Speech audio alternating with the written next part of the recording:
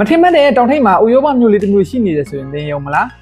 ဥရောပကိုသွားတဲ့မလို့ပဲဥရောပနိုင်ငံတစ်ခုကိုရောက်သွားသလိုခံစားရစေမယ့်နေရာလေးတစ်ခုကျွန်တော်တို့အာရှမှာရှိနေပါပြီအစာအုပ်ဒီဇိုင်းအနေနဲ့လမ်းမှာခင်းတဲ့ကြောက်ကလေးတွေကအစားတည်သက်လှပပြီးဥရောပကိုတကယ်ရောက်သွားသလိုခံစားရစေမှာပါ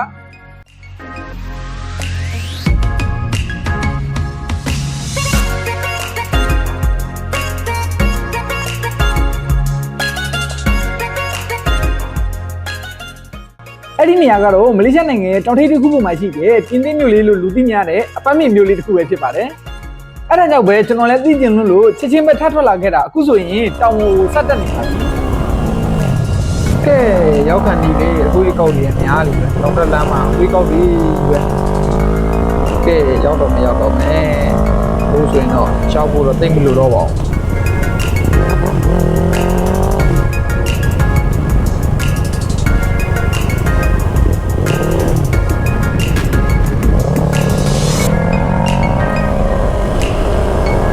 ဒီတောင်တက်လမ်းမှာမောင်းရတာတခုတော့ကောင်းပါတယ်အဲ့တော့ဘီနာတစ်တော်တွေနဲ့ကျန်းလာတယ်အေးလည်းအေးနေပြီးတော့မောင်းလို့ကောင်းပါတယ်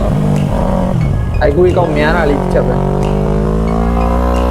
အေးလေးနဲ့ဆိုတော့မောင်းရတာစိတ်ရှိတယ်ကဲရောက်ပါတော့ညာရောက်တော့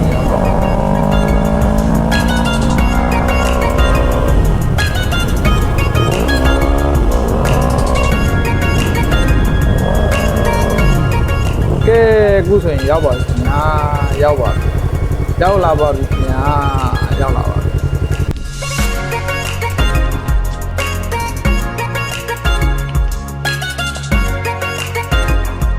ဒီနေရာကိုရောက်လာတာနဲ့အချိန်ကိုနှော့ပြန်ဆွဲသွားသလိုပါပဲဥရောပရွာလေးတဲ့ကိုဝင်လာရသလိုခံစားရစီပါတယ်ပြင်းသရွာလေးတဲ့ကိုဝင်လာလိုက်တာနဲ့ရောင်စုံအင်္ဂလိပ်တွေကပကြီကားတစ်ချက်တည်းကိုရောက်သွားသလိုခံစားရမှာပါကြောက်ခင်းလမ်းလေးတွေကိုလမ်းလျှောက်ရင်အချိန်ကတဖြည်းဖြည်းနှေးသွားသလိုနဲ့စိတ်လက်လိုအေးချမ်းသွားပါတယ်။ပြင်းသရွာလေးတွေကအိမ်တိုင်းရဲ့ပြင်းပေါက်တွေမှာပေါင်းလေးတွေပြင်ထားပြီးတရွာလုံးကရိုးရှင်းပေမဲ့ဝင်းရက်နဲ့လှတရားတွေနဲ့ပြည့်နေပါတယ်။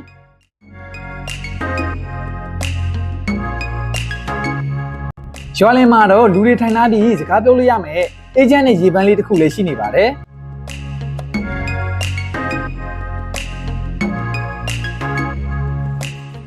ရွာဆုံးမှာတော့တာဝါလေးတစ်ခုရှိနေပြီးအတာဝါလေးပေါ်ရောက်သွားချိန်မှာတော့မျက်စိမမိတ်နိုင်လောက်အောင်လှတဲ့တောင်တန်းစစင်းကြီးတွေနဲ့ပြင်းသရွာလေးရဲ့အိမ်လေးတွေကိုဒီပိုင်းနဲ့မြင်တွေ့ရမှာပါဒီလိုအလှတရားတွေကတော့ဗီဒီယိုထဲမှာခံစားရတာတဲ့အပြင်မှာကိုယ်နဲ့ရောက်သွားမှခံစားရတာကပိုပြီးပြည့်စုံတယ်လို့ထင်ပါတယ်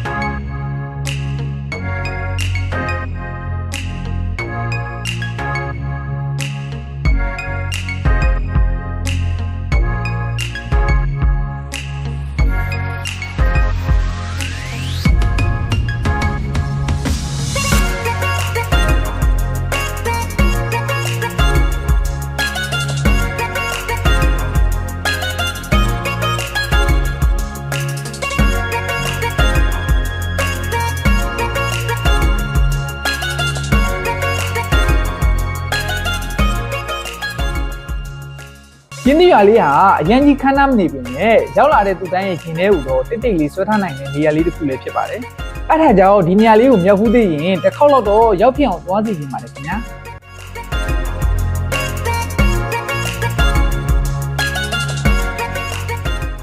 နောက်ထပ်လည်းအခုလိုခီးသောဗီဒီယိုတွေအပြင်မလေးရှားနဲ့ပတ်သက်တဲ့ဘူးသူရရတဲ့ဗီဒီယိုတွေကိုအများအားတင်ပေးသွားမှာမို့ကျွန်တော်ရဲ့ channel လေးကိုလည်း like and subscribe လေးနှိပ်ပေးခဲ့ကြပါဦးနော်။ဒီဗီဒီယိုလေးကတော့ဒီလောက်ပါပဲ။နောက်ဗီဒီယိုမှာပြန်လည်ဆုံတွေ့ကြမယ်အားလုံးပဲ bye bye